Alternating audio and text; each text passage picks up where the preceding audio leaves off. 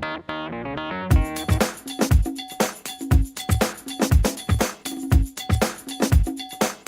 다음에 집행권은 계속 누누이 설명은 이제 집행에 있어서의 넓은 의미의 집행의 함에 있어서 요건으로 등장한다든지 하는 집행에 필요한 이제 단계에서 우리가 생각할 수 있는 게 집행권한이 있어야 된다라는 거죠.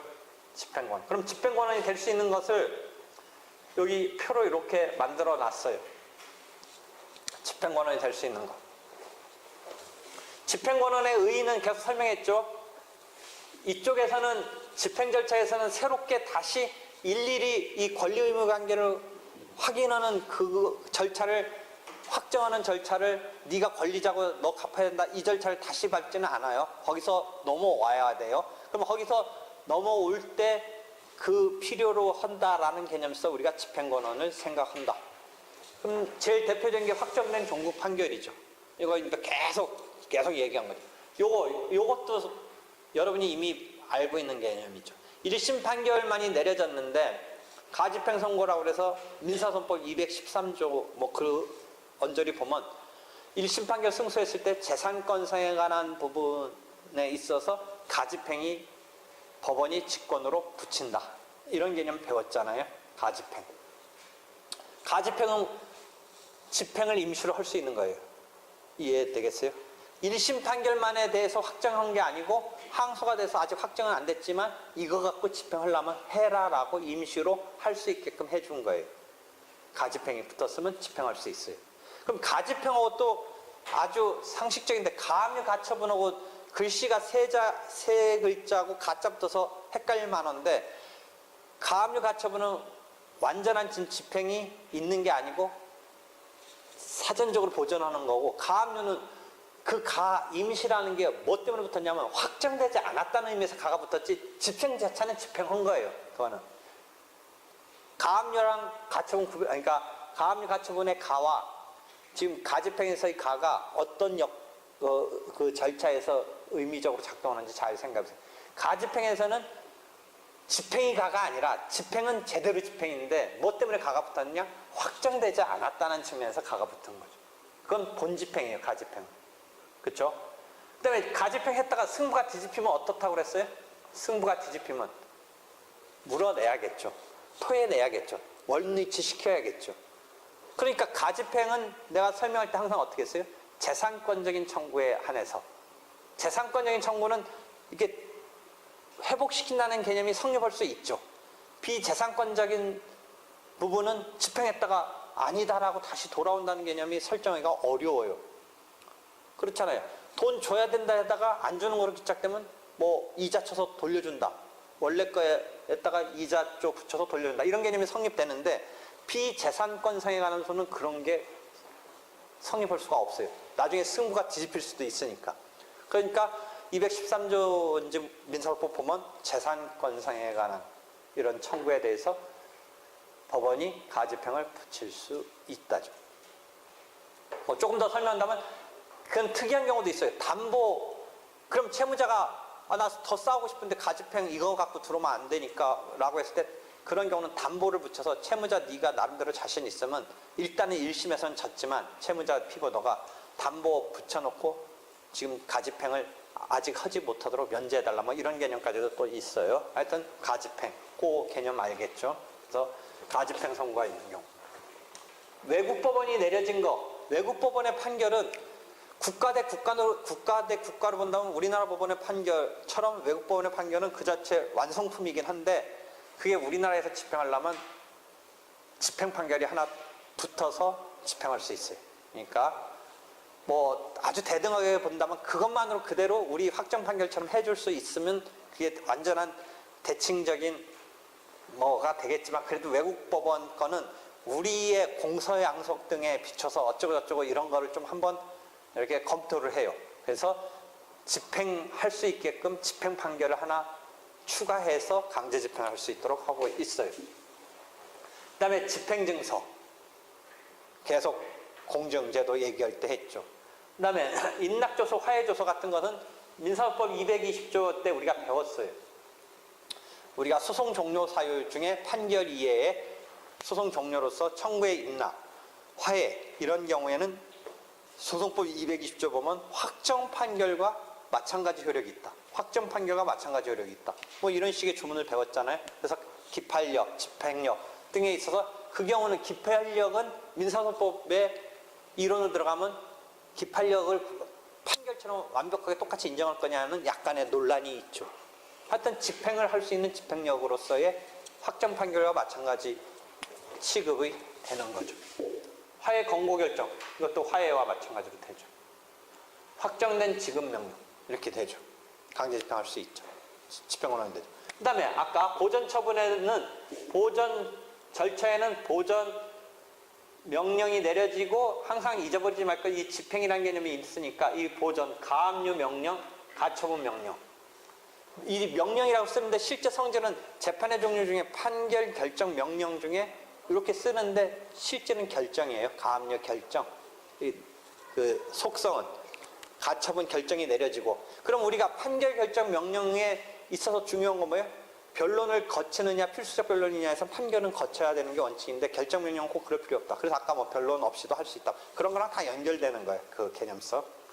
이러한 가압류 명령, 가처분 명령을 갖고 집행이 들어갈 수 있다. 그 개념을 이해하고 있으면 이게 집행 권한이 된다는 걸 알겠죠. 그러니까 보전 처분 속에서의 집행의 권한이 되는 거죠. 그 다음에 이건 민사소송법과 민사집행법에 등장하는 건데 그 밖의 법률, 예컨대 중재법에서는 중재라는 ADR적인 처리에서는 이 중재부의 중재의 주체 주관기관의 이 판단을 용어를 판정이라고 써요. 우리가 보통 심판, 판결, 뭐 재판 이런 거 쓸 때 중재에서는 그 중재의 판단을 판정이라고 그래요. 이 중재 판정에 대해서도 이게 중재라는 건 뭐예요? 사적인 법원 이해에서 이루어지는 거잖아요. 어떤 내용 결정이 권리 의무 관계가 결정되니까 누가 한번 개입해서 집행함에 있어서는 체킹을 하냐면 역시 집행 판결이라는 것으로 법원이 체킹을 해요. 그러니까 법원이 한번 체킹하는 건 외국 법원 판결에 대해서 집행 판결로 체킹을 해요. 중재 판정에 대해서 집행 판결로 체킹을 해요. 그래서 이 집행 판결이 강제 집행할 수 있는 집행 권한이 되는 거죠. 그 다음에 이건 파산법에서 나오는 건데 아까 파산 채권자들이 이제 파산이 되면 이제 이렇게 정리정돈하고 파산재단을 모아서 포괄적으로 집행을 한다. 그때 이제 포괄적 집행함에 있어서 이제 그게 포괄 집행과 관련해서 집행 권한이 되는 거죠. 그 다음에 청구 인락조서, 재판상 화해조서, 조정조서, 이건 민사조정법에서 등장하는 개념이니까 그 밖의 법률로 조정조서는 이제 집행 권한이 되는 거죠. 그 다음에 여러분이 이행 공고 결정, 이 경우는 어디서 등장하는 개념이고 우리가 민사소송법에서 얘기했냐면 소액사건 심판, 여기에 관련돼서 지급명령적인 시스템을 소액사건에서 받아들여서 처리하는 제도로서 이행공고결정제도, 소액사건 심판법. 무슨 이야기냐? 아까 독촉 절차를 통한 지급명령 이야기를 했는데 소송으로 냈지만 소송 목적의 값이 2천만 원 이하인 금전기타 대체물, 이 경우도 소액사건은 혹시 일본 제도는 그렇기 때문에 우리 쪽에서도 착각하는 사람이 있는데 자기가 소액사건으로 신청하는 건 아니고 금전기타 대체물인데 그 소송 목적의 값이 2천만 원 이하면 소액사건이라는 사건 번호가 부여되고, 그러니까 우리가 가단 가합 붙을 때 민사사건에서 가소가 붙어요. 가소. 단독 합의의 가단 가합처럼 가소, 소액사건이라고. 그래서 이 금전적인 청구에서 2천만 원이 이하면 소액사건 심판 절차로 가는데 정식의 소송 절차와 달리 약간의 심플한 여러 가지 이렇게 특칙을 두고 있는 심판법상의 제도 중에 하나가 이행공고 결정 제도가 들어갔어요. 2002년 이쯤 언제 그 무렵에.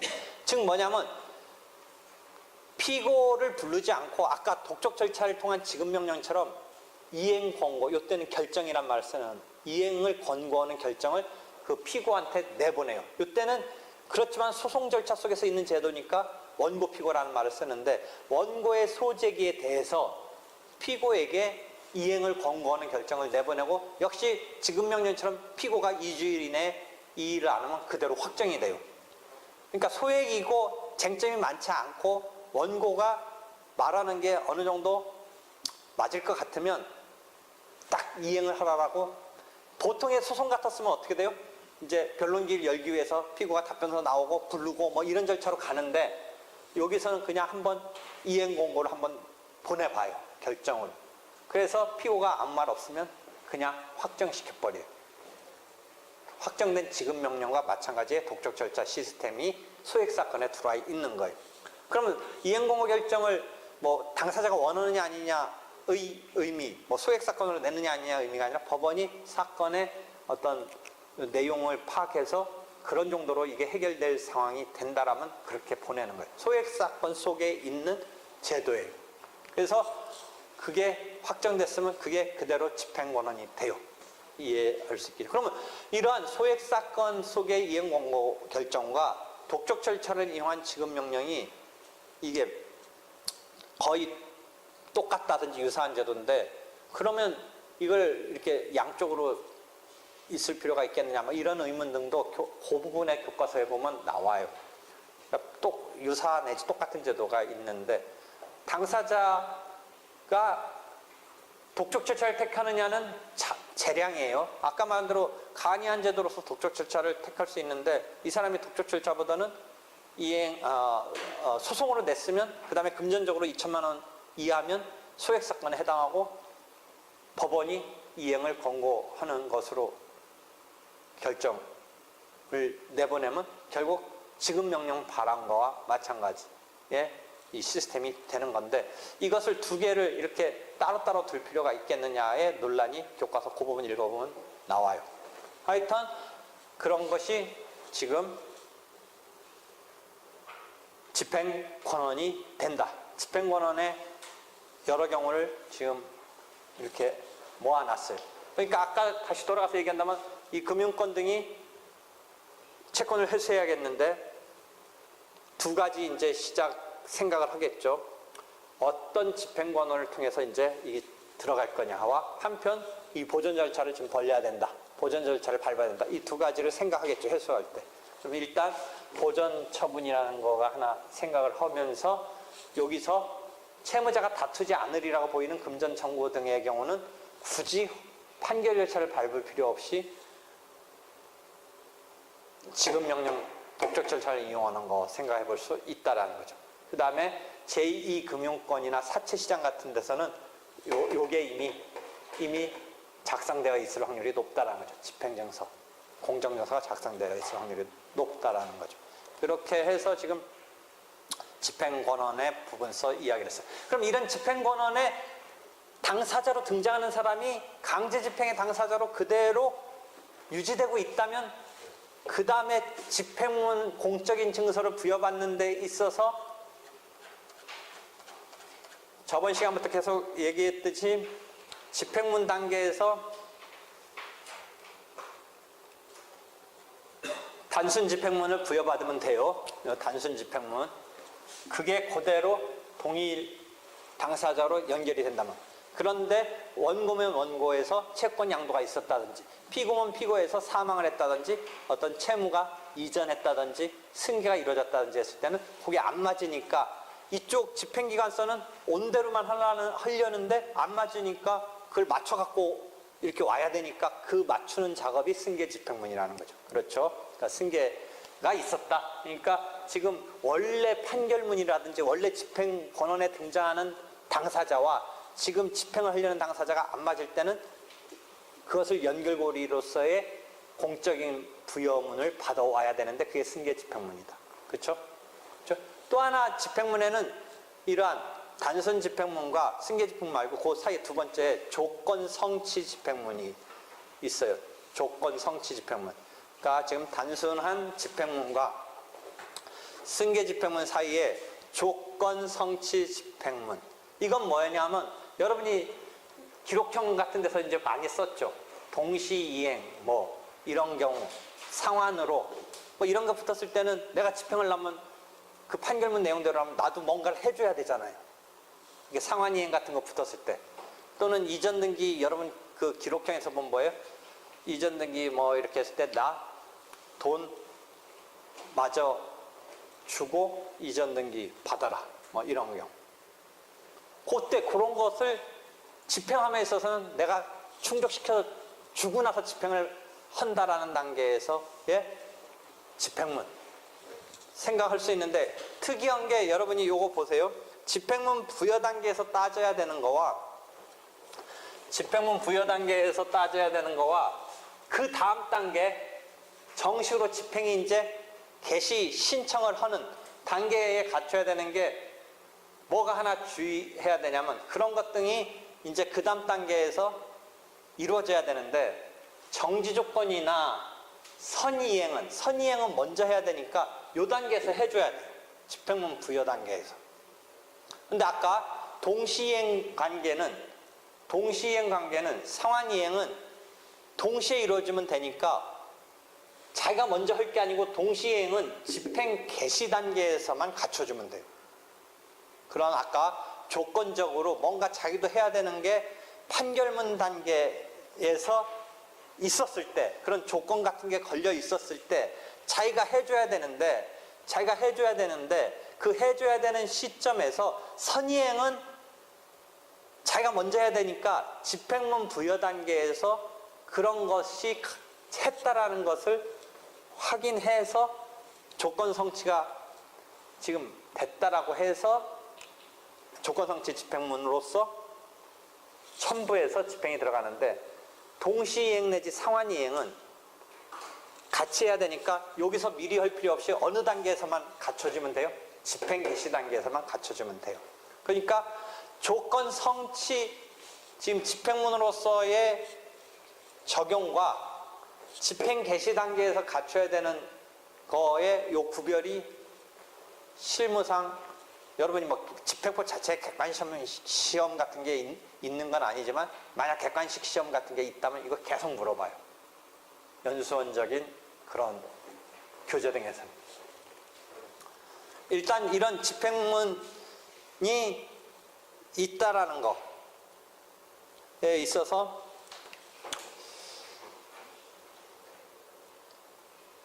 개념을 일단 알고요. 다시 일단 조금 진전시켜 놓고 다시 돌아와서 집행권한에 대한 설명을 개괄적으로 한 것에 대한 자세한 설명은 지금 강의 교재에 가집행 선고가 붙은 미유 확정 판결이 실제 빈번한 경우로 우리가 볼 수 있으니까 자세히 설명했고요. 그 다음에 집행 판결, 외국 판결과 중재 판정에 대한 거 설명했고요. 지금 강의 교재는. 그 다음에 세 번째가 공정증서로서 집행증서를 자세히 설명했어요. 특히 집행증서는 요새 이제 채무자들이 아까 말했듯이 처음에는 엄격하게 돈 빌렸고 어떤 가불관계에서 을인데 나중에 생각해보니까 이거 터무니없는 거예요. 그래가지고 요새 빈번하게 속된 말로 채무자가 빠꾸치고 나오는 게 많아요. 나는 채무자 의지에 이런 생각을 하니까 그런 걸 서포팅해주는 이런 관점이 많은데 처음에는 뭐 의뢰관계에서 돈이 급하니까 뭐 했는데 나중에 그거 택도 없는 거예요. 아까 말한 대로 집행증서 작성의 그 절차를 제대로 보면 원래 그 상당히 문제가 있어요. 그거 다 나중에 빠꾸칠 수가 있는 여지가 상당히 거기에 도사리고 있어요. 그런 거를 그 원래 권리 의무의 확정 부분에 있어서의 뒤늦게 그거 아니다라고 할 수 있는 뭐 이런 것 등의 청구 이의소 또는 그 채권 채무 관계를 부정하는 채무 부존작인의소가 상당히 많이 등장하고 있어요. 이게 사람들이 다 이제 막 깨이니까 처음에는 막 오히려 돈 빌려가지고 쩔쩔맸는데 그래서 막 그 채무를 부존재 내지는 이제 앞으로 배울 청구 이의소 그런 부분에서 채무자 측에서 이제 의무자로 몰린 사람 측에서 그 집행 단계에서 부정하고 싶었을 때 이제 청구 이의소라는 게 나와. 네. 이게 가장 그 대상이 될 만한 게 아까 이게 나머지 이런 확정 판결은 어찌됐든 저찌됐든 법원이 관여해서 뭔가 당사자가 제대로 말한 게 이렇게 밝혀지지 않았지만 그래도 법원이 이렇게 헤아려서 내려준 판결인데 제일 위험한 게 뭐냐 이거야. 공정이라는 약간의 공짜는 붙었지만 그게 얼렁뚱땅 만들어지고 있다라는 거죠. 왜 그게 문제가 있는 건지 지금 얘기하죠. 나머지는 다 법원이 관여해. 그 절차가 약식이냐 제대로 당사자 변명을 듣느냐이긴 하지만 법원이 관여하는데 지금 법원이 관여하지 않는 집행권원이 공증인이 관여하는 게 지금 그게 만들어지는 그 부분이 문제가 있으니까 내가 지금 그것을 여러분한테 이제 이렇게 임팩트 주면서 인식시키려고 조금 지금 오버해서 얘기하지만 그 부분이 문제 있으니까 그럼 법원이 관여하지 않았잖아. 공증인이라는 나름대로 그래도 변호사 자격자에 공짜가 붙었지만 법원이 아니니까 그 부분에서 허탈하게 만들어진다는 거지. 예상해요. 그러니까 그런 사람들은 업자들은 또 법적인 절차를 최소한 이용한 거죠. 어떻게 보면 그렇잖아. 법적인 절차를 밟긴 밟았는데 제일 얕게 낮은 단계에서 이용한 거지. 그런 통제 수단으로서. 그렇잖아. 확정 절차가 원래 공증은 분쟁을 예방하는 절차라고 하는 게 그 공증제도의 취지야. 그러니까 분쟁을 왜 예방하는 거야? 원래 분쟁이 터졌을 때 싸움을 벌리는 건 판결자 같은 건 사후적인 거지. 근데 이건 미리 딱 분쟁을 예방해서 확보해 놓는 거지. 자기가 그게 자기 의사에서 이렇게 제대로 이렇게 공증인이 찬찬히 양쪽 얘기를 헤아려서 해야 되는데 아까 말한 대로 자기 계약 혼자 가서 이쪽 의임장 갖고 와서 또 하고 막 이럴 판이 되니까 그 다음에 자기 직원이 가서 양쪽 쌍방대리식으로도 막 그 공증이 맺어지고 하니까 문제라는 거죠. 그 다음에 물론 경제적 약자니까. 근데 법원이라는 통제가 거기는 공증인으로서 대신해서 100% 똑같다고 볼 수가 없는 이런 집행증서에 대한 집행권원까지가 쭉 설명이 됐어. 그래서 이런 게 작성되는 거야. 이게 소비대차 공정명사야. 요 마지막 부분이 이거야. 여러분이 민사법에서도 나오잖아. 강제집행을 당해도 이의가 없다. 이게 소송행위냐 해서 여러분이 이거 뭐에서 배웠어? 소송행위에 그래서 그 문제가 나오는 거야. 소송행위에 무건대리 표현들이 이거 적용 있느냐의 그 소송행위의 예가 요 부분이야. 요 부분. 민법상의 법률행위에는 표현법리의 적용이 있는데 소송행위에서 표현법리의 적용이 있느냐가 하나 민사법 때 우리가 배운 거야. 그때 소송행위가 판례 하나 등장하는 게 요 강제집행 수락의 의사표시가 소송행위라면 표현법리의 적용이 없다야. 표현법리의 적용이 없다. 여러분 소송법 배웠던데 생각해봐. 소송법에서 그게 있었단 말이야. 소송행위의 대리에서 무건대리인데 표현적인 법리에 적용이 있느냐 그 주제가 하나 있었단 말이야. 거기서 나오는 판례 내용까지 여러분 못 봤지만 판례가 소송행위에서는 표현법리의 적용이 없다. 민법에 그 표현법리의 적용이 없다인데 그 판례가 요거야. 요게 표현법리 적용이 없어. 요걸 소송행위로 봐가지고 나중에 그 판례 다시 봐봐. 요거야.